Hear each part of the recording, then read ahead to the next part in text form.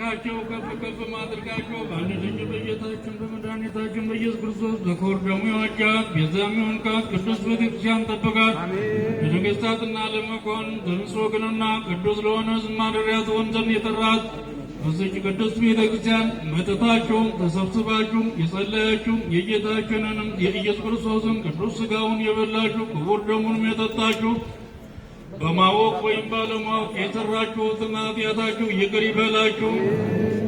ሥጋ መለኮት ስለሚባል ሥጋው የሕግና የሥርዓት ደም ስለሚሆን ደሙ የአሸናፊ እግዚአብሔር ልጅ በድንጋሌ ሥጋ በድንጋሌ ነፍስ እትምት የምትሆን የማርያም ልጅ ኢየሱስ ክርስቶስ ባለፈው ይቅር ይበላችሁ፣ በሚመጣውም ይጠብቃችሁ፣ ለዘለዓለሙ ከኃጢአት የተፈታችሁ ንጹሐን ሁኑ።